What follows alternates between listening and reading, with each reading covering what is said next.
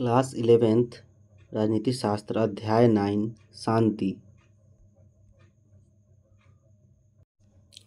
युद्ध, आतंकवादी हमलों और गुटिये दंगों पर चीखती अखबारी रपटें हमें निरंतर याद दिलाती है कि हम अशांत समय में रहते हैं। वास्तविक शांति के दुस्साध्य बने रहने की सूरत में यह शब्द अपने में काफ़ी लोकप्रिय हो गया है।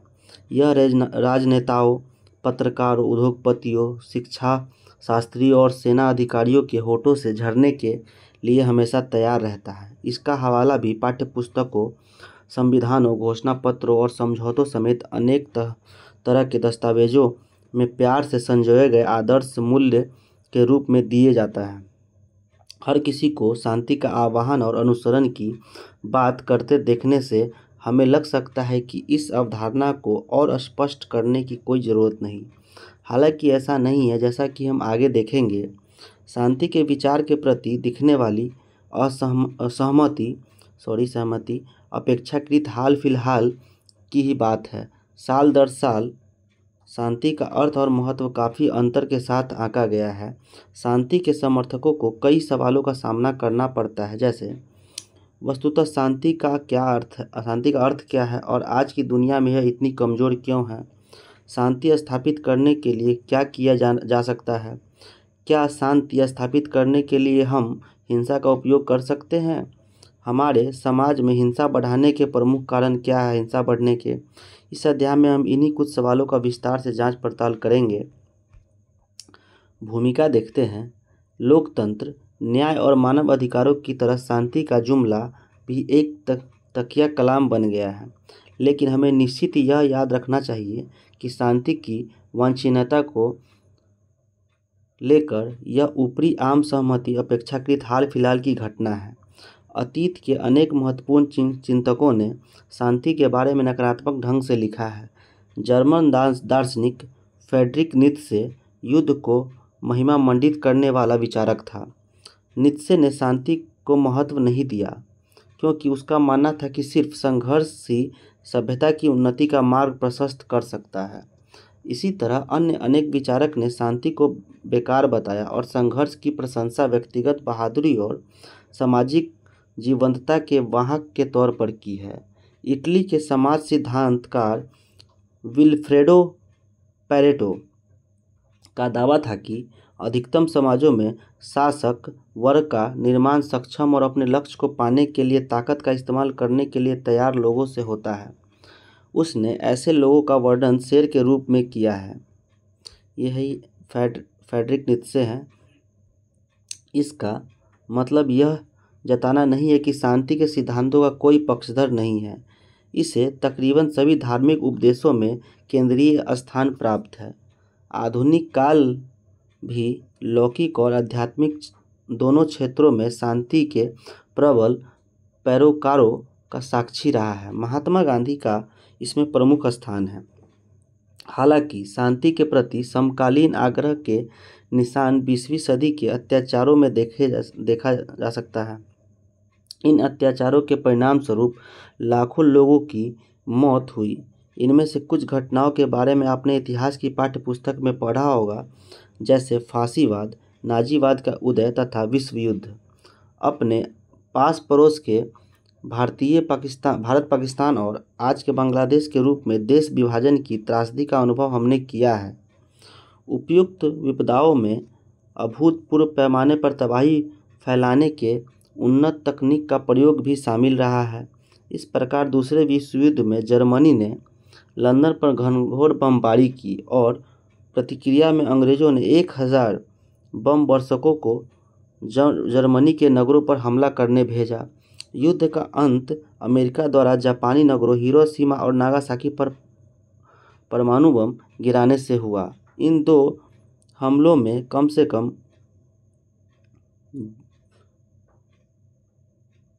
1,20,000 लोग तुरंत मारे गए और उनसे भी कहीं अधिक लोग आणविक विकिरण के प्रभाव से मरे।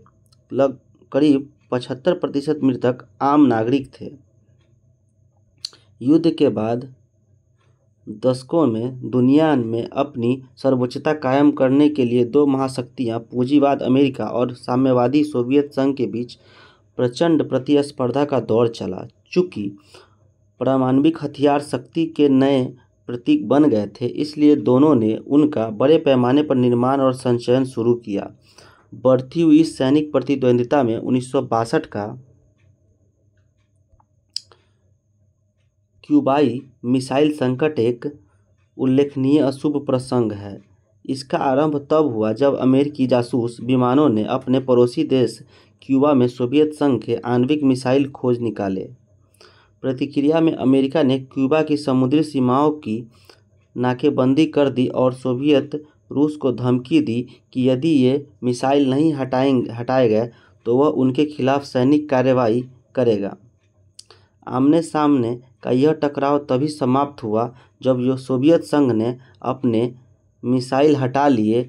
2 सप्ताह तक चले इस संकट ने मानवता को संपूर्ण तबाही के कगार पर खड़ा कर दिया। आओ कुछ करके सीखे एडिथा मॉरिस के उपन्यास हिरोशिमा के फूल को पढ़िए। इसमें गौर कीजिए कि परमाणु बम का इस्तेमाल किस तरह से लंबे समय तक विभीषिका पैदा करता है। अगर लोग आज शांति का गुणगान करते हैं तो महज इसलिए नहीं कि वे इसे अच्छा विचार मानते हैं। शांति की अनुपस्थिति भी भारी कीमत चुकाने के बाद मानवता ने इसका महत्व पहचाना। त्रासद संघर्षों के प्रेत हमें लगातार कचोटते रहते हैं। आज जीवन अतीत के किसी भी समय से कहीं अधिक असुरक्षित है, क्योंकि हर जगह के लोग आतंकवाद के बढ़ते खतरों का सामना कर रहे हैं। शांति लगातार बहुमूल्य इसलिए भी बनी हुई है कि इस पर खतरे का साया हमेशा मौजूद है। शांति का अर्थ। शांति की परिभाषा अक्सर युद्ध की अनुपस्थिति के रूप में की जाती है। यह परिभाषा सरल तो है पर भ्रामक भी है। सामान्य रूप से हम युद्ध को देशों के बीच हथियारबंद संघर्ष समझते हैं। हालांकि रवांडा या बोस्निया में जो हुआ वह इस तरह की युद्ध नहीं था, लेकिन यह एक प्रकार के शांति का उल्लंघन या स्थगन तो था ही। हालांकि प्रत्येक युद्ध शांति के अभाव की ओर जाता है, लेकिन शांति का हर अभाव युद्ध का रूप ले ये जरूरी नहीं। शांति की परिभाषा करने में दूसरा कदम होगा इसे युद्ध, दंगा, नरसंहार, कत्ल या सामान्य शारीरिक प्रहार समेत सभी प्रकार के हिंसक संघर्षों के अभाव के रूप में देखना। यह परिभाषा स्पष्ट ही पहले से बेहतर है, लेकिन यह भी हमें बहुत दूर तक नहीं ले जा पाती है। हिंसा प्रायः समाज की मूल संरचना में ही रची बसी है। ऐसी सामाजिक संस्थाएं और प्रथाएं जो जाति, वर्ग, लिंग के आधार पर असमानता की खाइयों को और गहरा करती है, किसी की क्षति सूक्ष्म और अप्रकट तरीके से भी कर सकती है। जाति, वर्ग या लिंग पर आधारित इस स्तरीकरण को अगर शोषित वर्गों की ओर से कोई भी चुनौती मिलती है तो इससे भी संघर्ष और हिंसा पैदा हो सकती है। इस तरह की संरचनात्मक हिंसा के बड़े पैमाने पर दुष्परिणाम हो सकते हैं।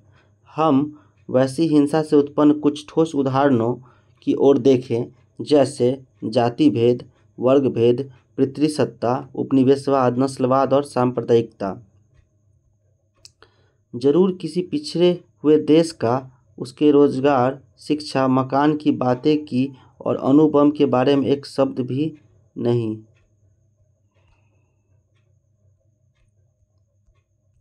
संरचनात्मक हिंसा के विभिन्न रूप।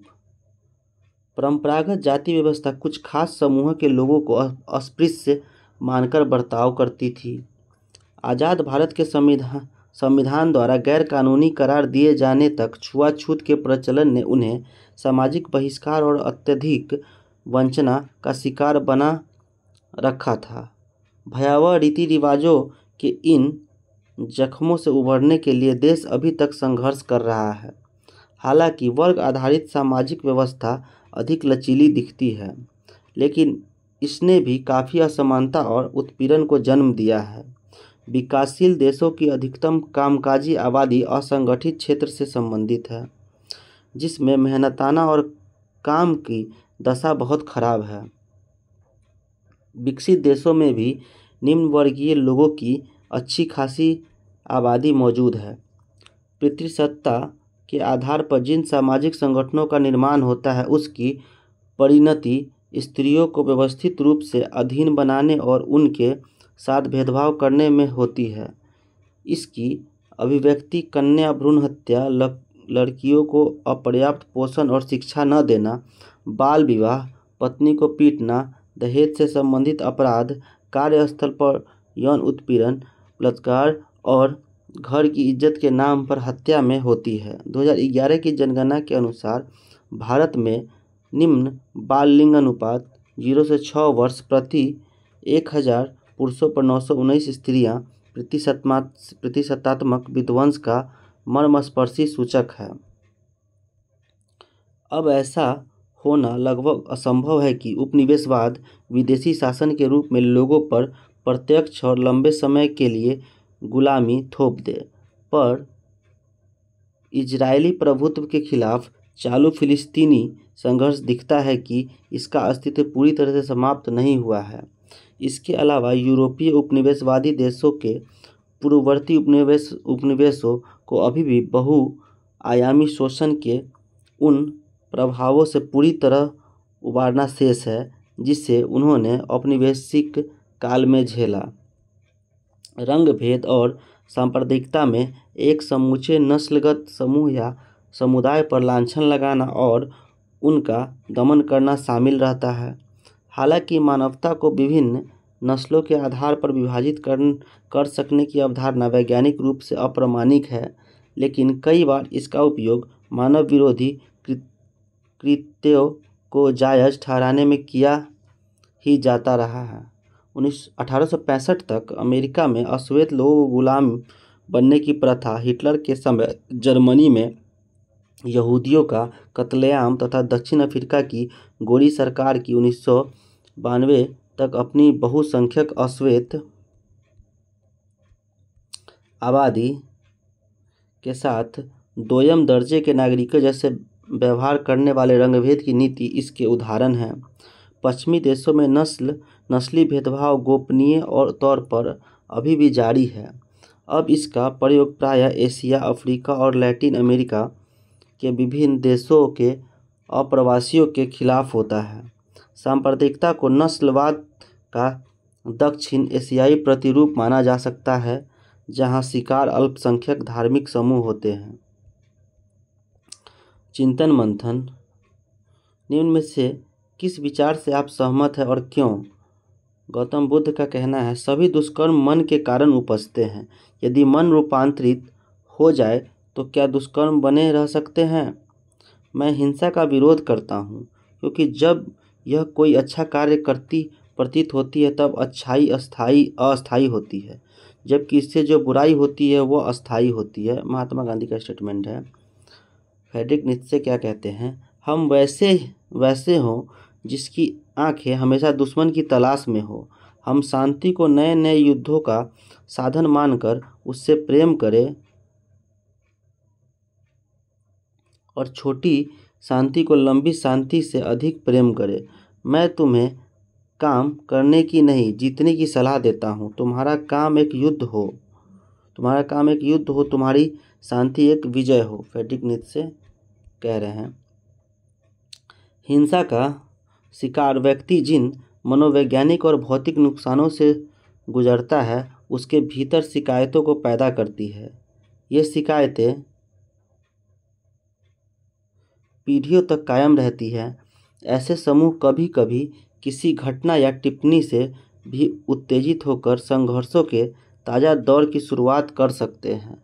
दक्षिण एशिया में विभिन्न समुदायों द्वारा एक दूसरे के खिलाफ लंबे समय से मन में रखी पुरानी शिकायतों के उदाहरण हमारे पास हैं, जैसे 1947 में भारत के विभाजन के दौरान भड़की हिंसा से उपजी शिकायतें। आतंकवाद के जन्म के कारण को यहाँ पे दर्शाया गया है। Inequality hunger, war, fanaticism, misery. न्यायपूर्ण और टिकाऊ अशांति अप्रकट शिकायतों और संघर्षों के कारणों को साफ साफ व्यक्त करने और बातचीत द्वारा हल करने के जरिए ही प्राप्त की जा सकती है। इसलिए भारत और पाकिस्तान के बीच की समस्या का हल करने के वर्तमान प्रयासों में हर तबके के लोगों के बीच अधिक संपर्क को प्रोत्साहित करना भी शामिल है। हिंसा की समाप्ति। संयुक्त राष्ट्र शैक्षणिक, वैज्ञानिक एवं सांस्कृतिक संगठन यूनिसेफ के संविधान ने उचित ही टिप्पणी की है कि चूंकि युद्ध का आरंभ लोगों के दिमाग में होता है, इसलिए शांति के बचाव भी लोगों के दिमाग में ही रचे जाने चाहिए। इस तरह के प्रयासों के लिए करुणा जैसे अनेक पुरातन आध्यात्मिक सिद्धांत और ध्यान जैसे अभ्यास बिल्कुल उपयुक्त हैं।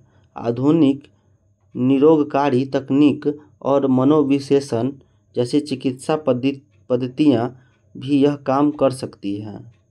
हमने गौर किया है कि हिंसा का आरंभ महज किसी व्यक्ति के दिमाग में नहीं होता, इसकी जड़ें कतिपय सामाजिक संरचनाओं में भी होती है।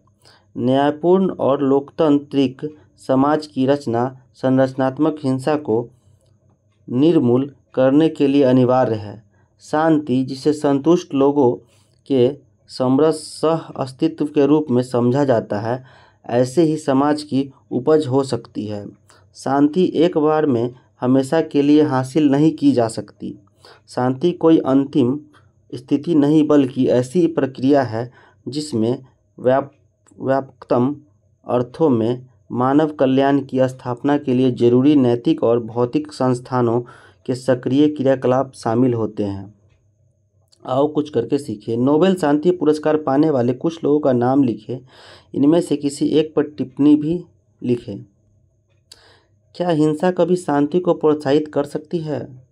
अक्सर यह दावा किया जाता है कि हिंसा एक बुराई है, लेकिन कभी कभी यह शांति लाने की अपरिहार्य पूर्व शर्त जैसी होती है। यह तर्क दिया जा सकता है कि तानाशाहों और उत्पीड़कों को जबरन हटाकर ही उसको जनता को निरंतर नुकसान पहुंचाने से रोका जा सकता है, या फिर उत्पीड़ित लोगों के मुक्ति संघर्षों को हिंसा के कुछ इस्तेमाल के बावजूद न्यायपूर्ण ठहराया जा सकता है।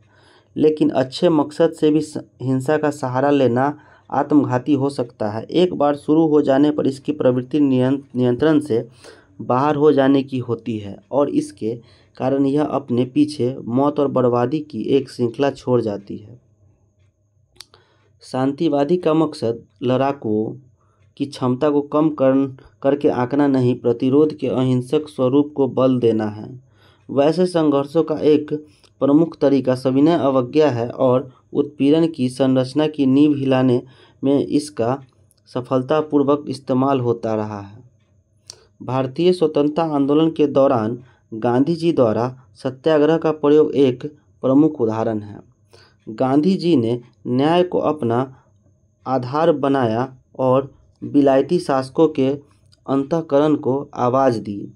जब उससे काम नहीं चला तो उन पर नैतिक और राजनीतिक दबाव बनाने के लिए उन्होंने जन आंदोलन आरंभ किया, जिसमें अनुचित कानूनों को अहिंसक ढंग से खुलेआम तोड़ना शामिल था।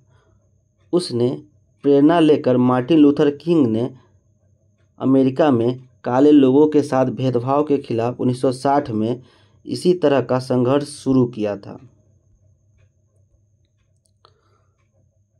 चिंतन मंथन। कंबोडिया में खमेर रूज का शासन क्रांतिकारी हिंसा के नुकसानदेह हो जाने की प्रकृति का दिल दहलाने वाला बहुत ही खास उदाहरण था। यह शासन पॉल पॉट के नेतृत्व में हुई बगावत का नतीजा था, जिसमें उत्पीड़ित खेतिहरों की मुक्ति के लिए तत्पर साम्यवादी व्यवस्था की स्थापना का प्रयास किया गया था। इसने 1975 से 1979 तक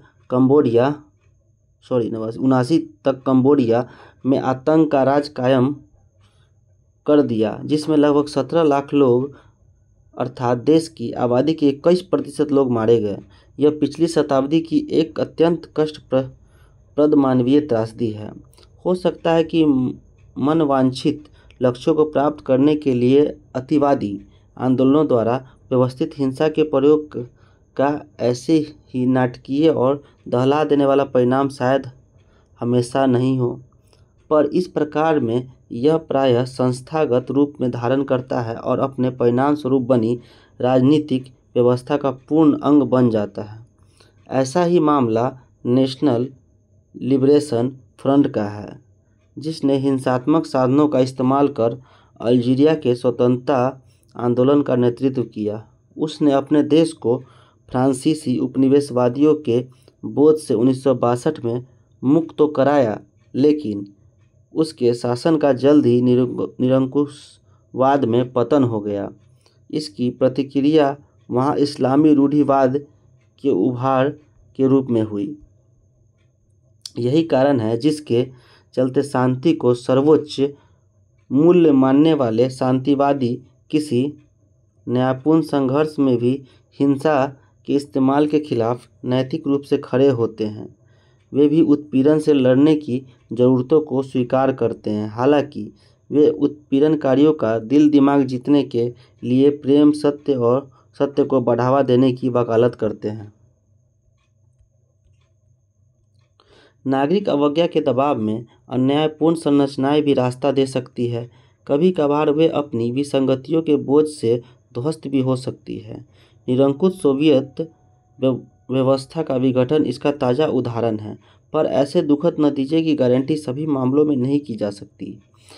हिंसा की सहायता लेने का लालच तब अपरिहार्य हो जाता है। यह भी औचित्यपूर्ण शांति की खोज में अंतर्निहित विकट स्थिति का ही अंग है। शांति और राज्य सत्ता। अक्सर तर्क दिया जाता है कि हर राज्य अपने को पूर्णतः स्वतंत्र और सर्वोच्च इकाई के रूप में देखता है। इससे अपने हितों को केवल अपने नज़रिए से देखने और हर हाल में अपने हितों को बचाने और बढ़ाने की प्रवृत्ति जन्म लेती है। शांति का अनुसरण करने के लिए ज़रूरी होता है कि हम स्वयं को बेहतर मानवता के एक हिस्से के रूप में देखें, लेकिन इससे अलग राज्यों में लोगों में फ़र्क करके अमन कायम करने का तरीका हिंसा के जिम्मेदार लोगों को सजा देना है। नहीं मुन्नी, हिंसा रोकने के लिए प्रतिहिंसा का इस्तेमाल नहीं किया जाना चाहिए। हम अस्थायी शांति केवल शांतिपूर्ण तरीके पर जोर देकर ही ला सकते हैं। तुम तो शांति के दूत की तरह बोल रहे हो। क्या तुम अपने छोटे भाइयों के साथ भी इस तरह के शांतिपूर्ण तरीके अपनाते हो, या वहाँ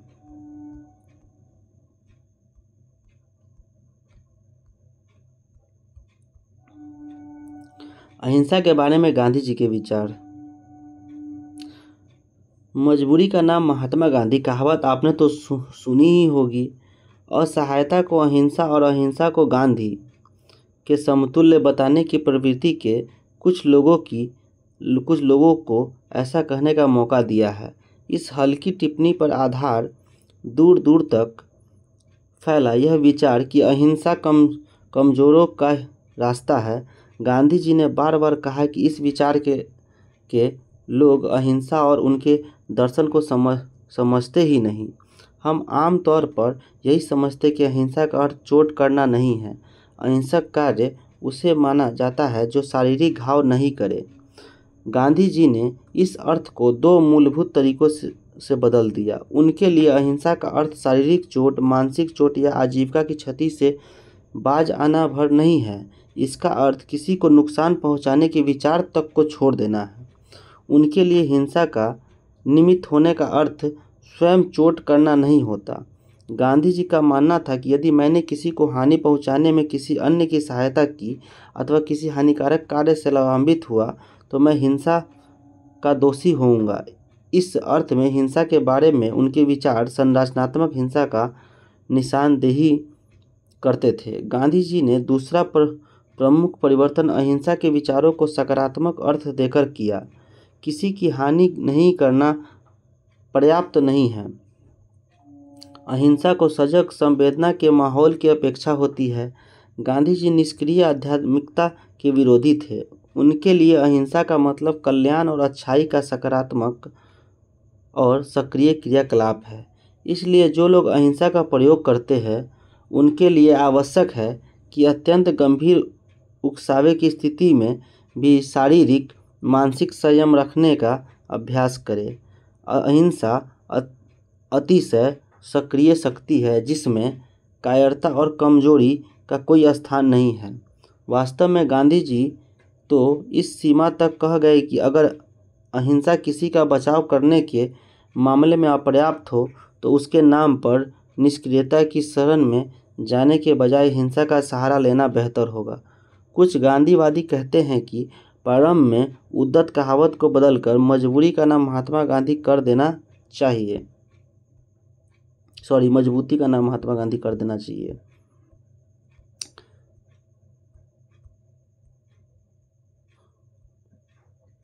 लेकिन इससे अलग राज्यों में लोगों के फर्क करके देखने की प्रवृत्ति विकसित हो जाती है। अपने नागरिकों के हितों के नाम पर वे अक्सर बाकी लोगों को हानि पहुंचाने के लिए तैयार हो जाते हैं। इसके अलावा आजकल हर राज्य में बल प्रयोग के अपने उपकरणों को मजबूत किया है। हालांकि राज्य में अपेक्षा यह थी कि यह सेना या पुलिस का प्रयोग अपने नागरिकों की सुरक्षा के लिए करेगा, लेकिन व्यवहार में इन शक्तियों का प्रयोग अपने ही नागरिकों के विरोध के स्वयं को दबाने के लिए किया जा सकता है। विश्व अलग अलग संप्रभु राष्ट्रों में विभाजित है। इससे शांति के रास्ते में अवरोध उत्पन्न होते हैं। यह निरंकुश शासन और म्यांमार जैसी सैनिक तानाशाही में सबसे अधिक स्पष्ट दिखता है। समस्याओं का दीर्घकालिक समाधान सार्थक लोकतांत्रिकरण और अधिक नागरिक आज़ादी की एक कारगर पद्धति में है। इसके माध्यम से राज्य सत्ता को ज़्यादा जवाबदेह बनाया जा सकता है। रंग भेद के खात्मे के बाद दक्षिण अफ्रीका में यही तरीका अपनाया गया है, जो हाल के वर्षों में राजनीतिक सफलता का एक प्रमुख उदाहरण है। इस प्रकार लोकतंत्र एवं मानवाधिकारों के लिए संघर्ष और शांति के सुरक्षित बने रहने के बीच घनिष्ठ संबंध है। वाद संवाद: क्या आपको लगता है कि हिंसा का सहारा लेना कभी कभी जरूरी हो सकता है? आखिरकार जर्मनी ने नाजी शासकों को उखाड़ फेंकने के लिए भारी सैन्य हस्तक्षेप करना पड़ा था। जर्मनी को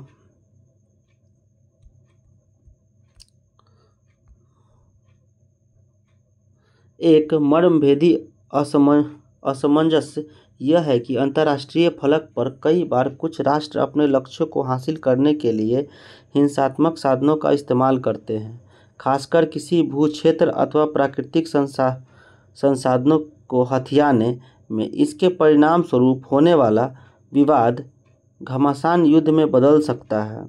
जैसा कि 1990 में इराक ने अपने छोटे से पड़ोसी देश कुवैत पर धावा बोला, उसने हमले को न्योचित बताते हुए दावा किया कि कुवैती क्षेत्र एक इराकी भूखंड था जिसे औपनिवेशिक शासकों ने मनमाने ढंग से अलग कर दिया था।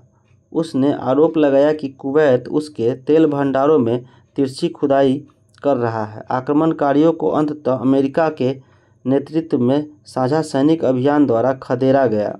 एक समर्थ विश्व सरकार ने न होने की स्थिति में इस प्रकार के विवाद की आशंका का हर समय मौजूद रहना संभव है।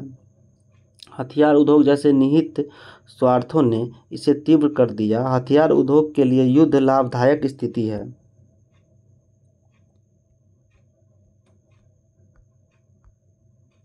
आओ कुछ करके सीखे। गांधी जी के दक्षिण अफ्रीका चंपारण में किए गए सत्याग्रह और नमक सत्याग्रह की पद्धति पर सामग्री एकत्रित करो। यदि संभव हो तो गिरिराज किशोर का उपन्यास पहला गिरमिटिया पढ़ो। मार्टिन लूथर किंग जूनियर के नागरिक अधिकार आंदोलन के बारे में जानकारी खोजो। वह गांधी से किस प्रकार प्रेरित थे।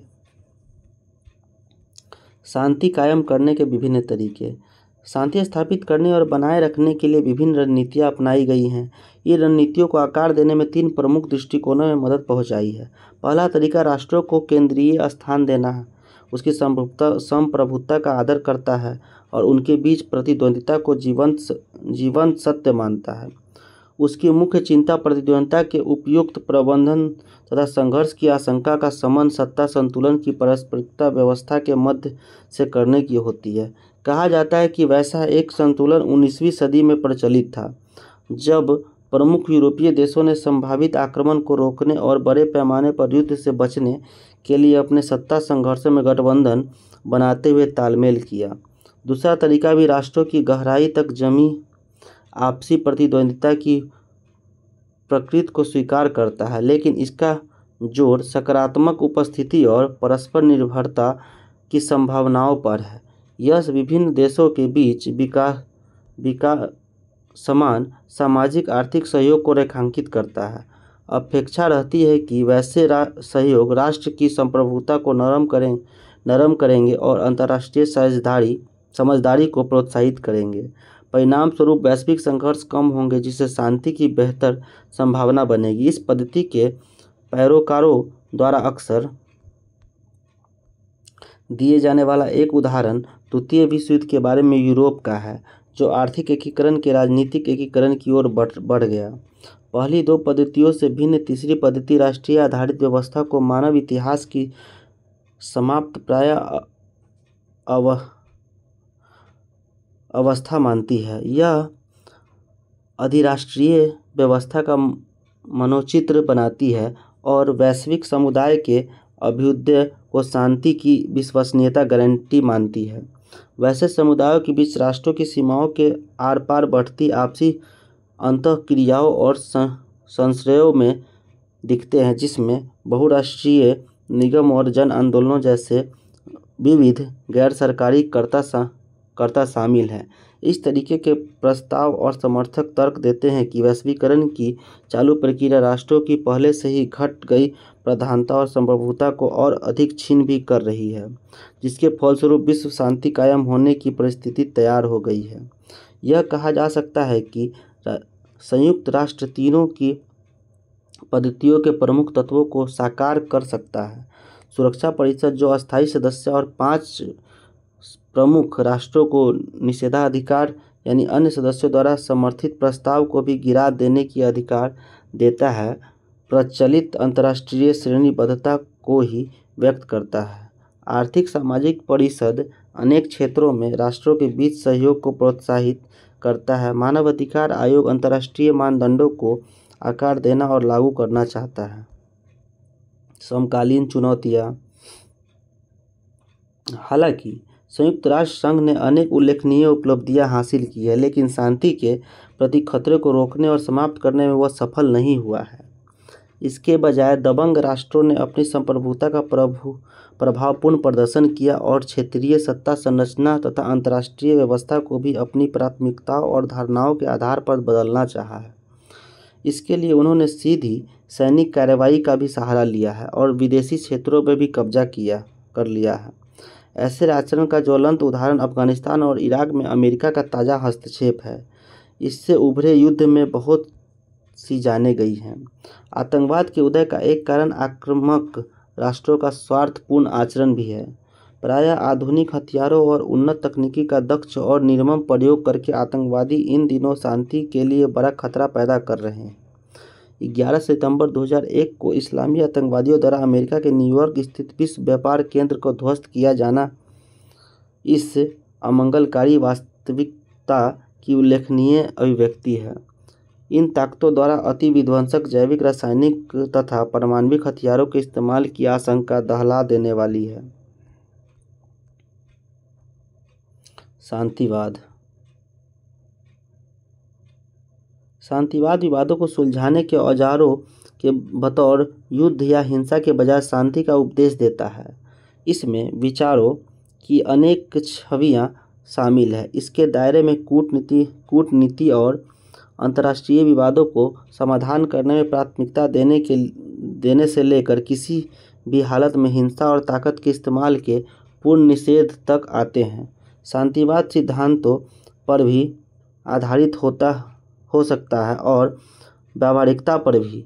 सैद्धांतिक शांतिवाद का जन्म इस विश्वास से होता है कि युद्ध, सुविचारित घातक हथियार, हिंसा या किसी प्रकार की जोर जबरदस्ती नैतिक रूप से गलत है।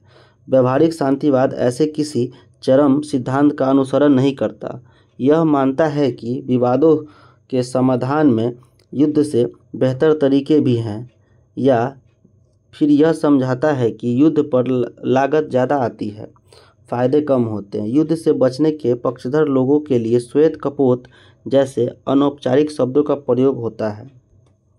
शब्द सुलह समझौते के पक्षधरों की सौम्य प्रकृति की ओर इशारा करते हैं। कुछ लोग सुलह समझौते के पक्षधरों को शांतिवादी के दर्जे में नहीं रखते, क्योंकि वे कतिपय परिस्थितियों में युद्ध को औचित्यपूर्ण मान सकते हैं। बाज या युद्ध पिपासु लोग कपोत प्रकृति के विपरीत होते हैं। युद्ध का विरोध करने वाले कुछ शांतिवादी सभी प्रकार की जोर ज़बरदस्ती, मसलन शारीरिक बल प्रयोग या संपत्ति की बर्बादी के विरोधी नहीं होते।